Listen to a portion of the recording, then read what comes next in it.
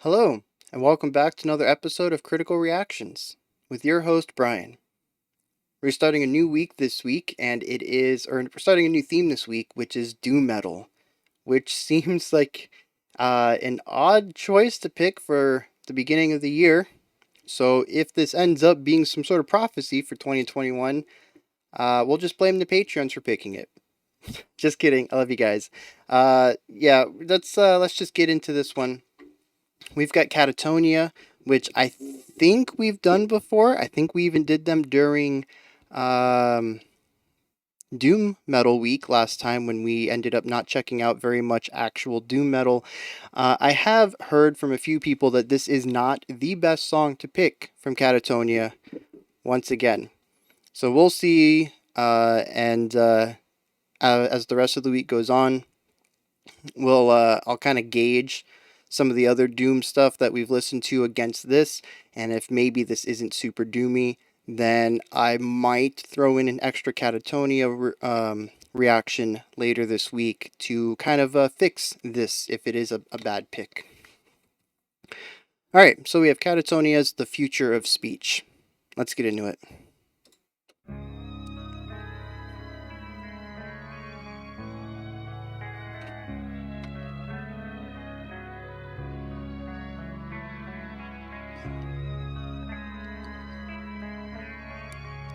Real somber, a bit melancholy.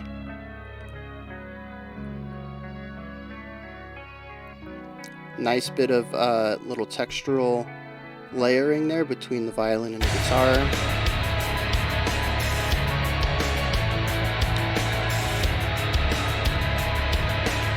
I like how the violin's still in there.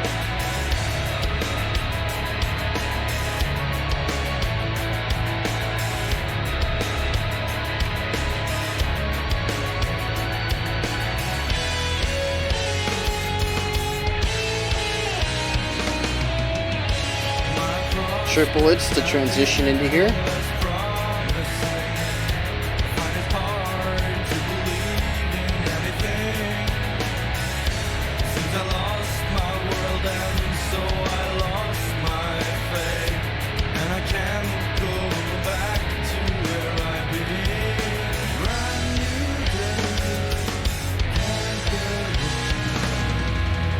Nice little drum fill.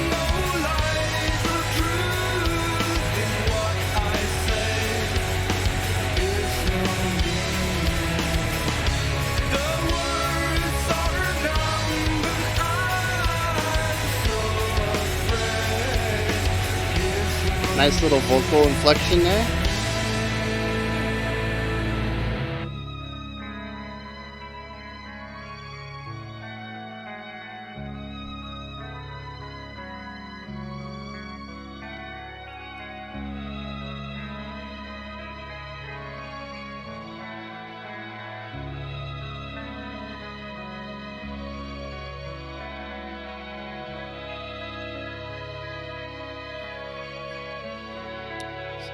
So once again, we have violins that more are present to kind of allude to a specific texture and sound rather than actually adding anything musically to the band. It's just another texture.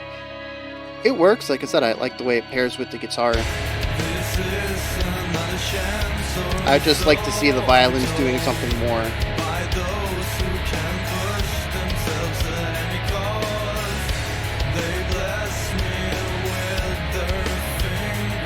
Yeah, very gritty tone and mix.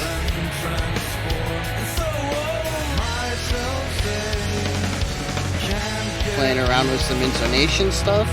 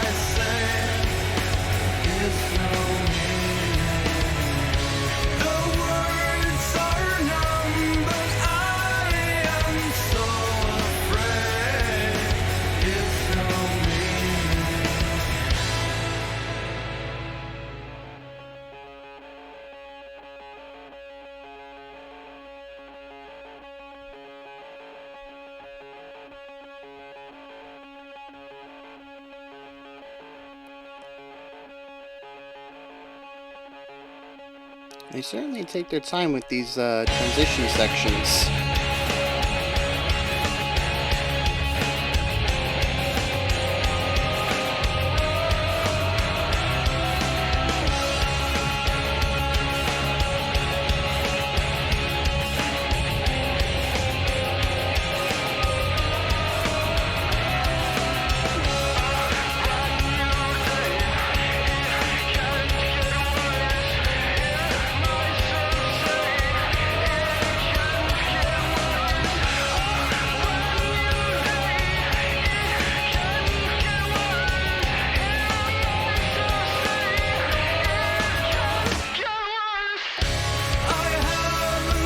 Okay.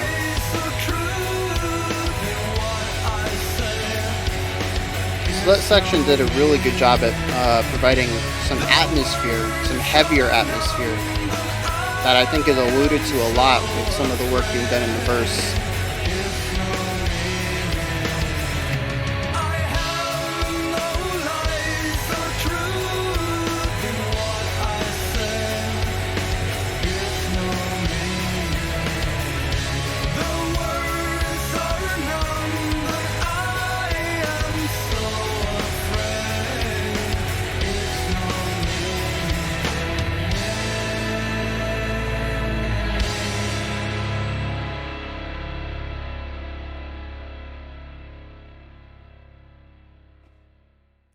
Okay.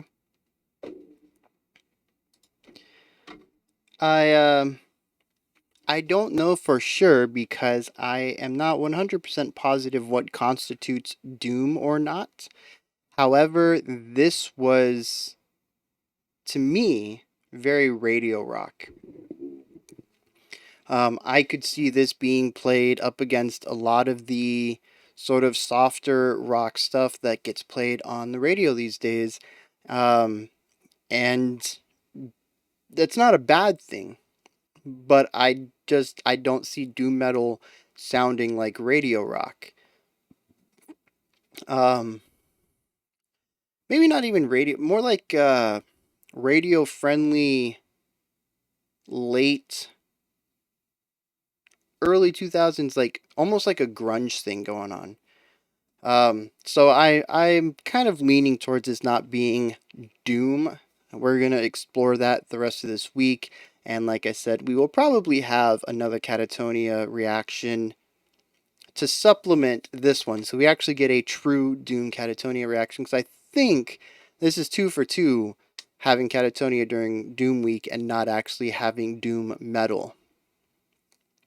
But if we get into this, I mentioned that the violins were used for texture, not necessarily to engage musically.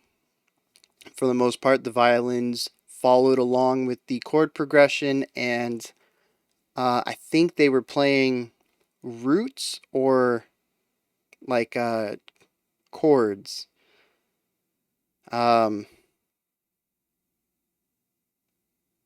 think it was chord. I don't know why I can't remember off the top of my head. But they were definitely not doing anything interesting and not doing anything that wasn't already present in the band. It was more about adding that texture and getting that orchestral sound into the band rather than actually doing anything interesting with the instrument. Any other instrument could have taken that part and not really have changed much other than the texture of the song.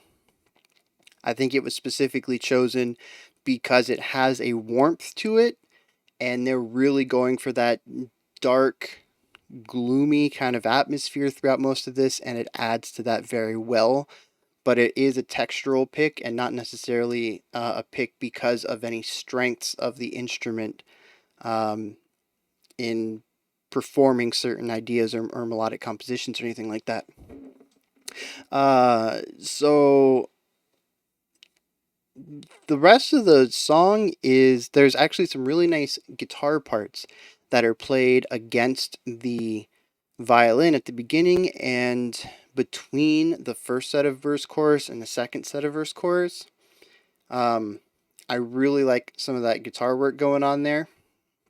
It pulls in a very clean melody line that counteracts against what the violin is doing texturally, and I just like the way that it blends together. It's very well done.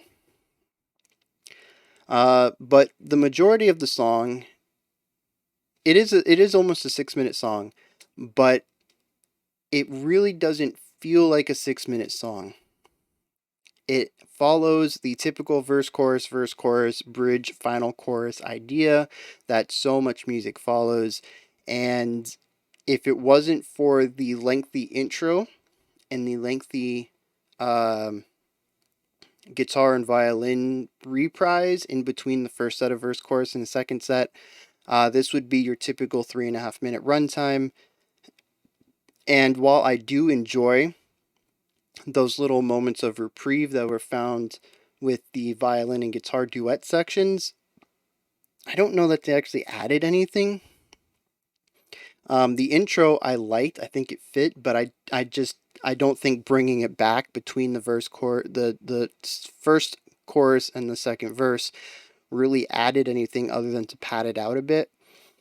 Um, I don't know. That's just kind of what I'm reading into that. For all I know, it has a very concise purpose. They've put it in there for a reason. They felt that it was necessary for the story being told in the song, and that means I'm wrong, and that is fine. I don't have any insight into their writing process or the ideas behind why they wrote stuff, but just listening in, I don't really see much of an addition by including that there other than to pad the timeout.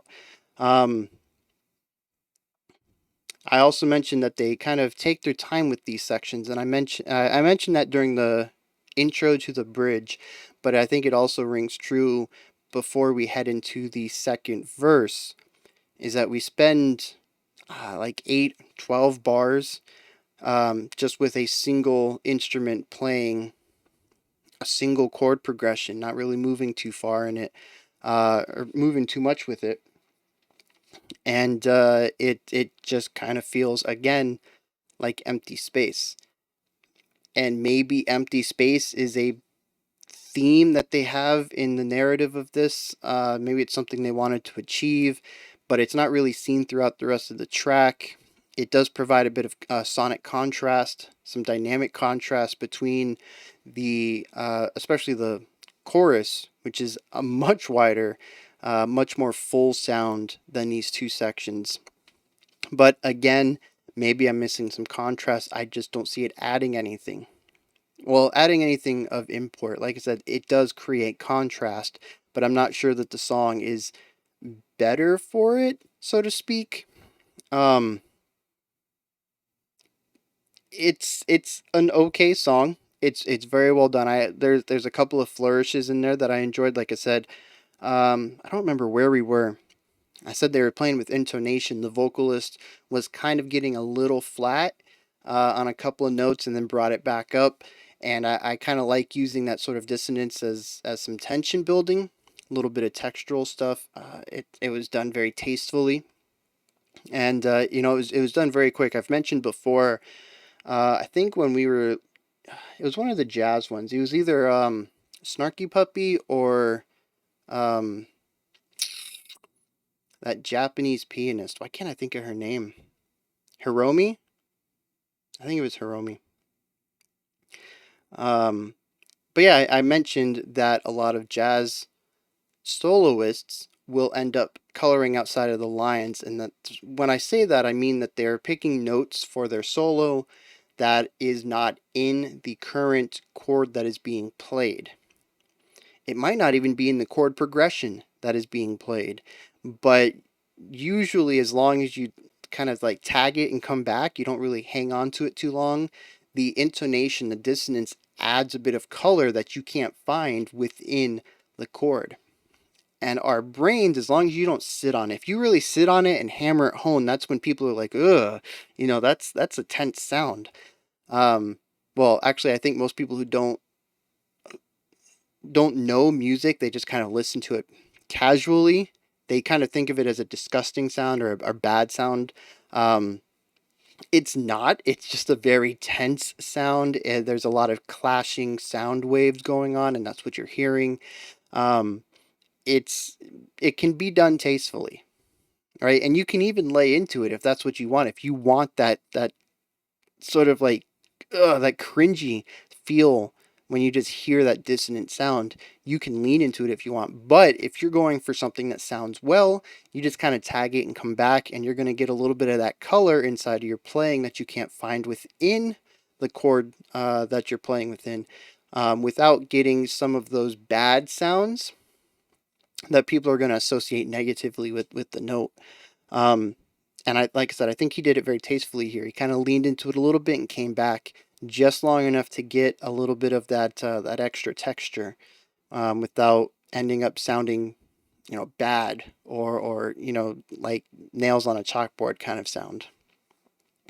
Um, I do like the bridge. It introduced a lot of weight and heaviness that I think they were kind of alluding to in the instrumental sections throughout the rest of the song, but weren't actually getting into.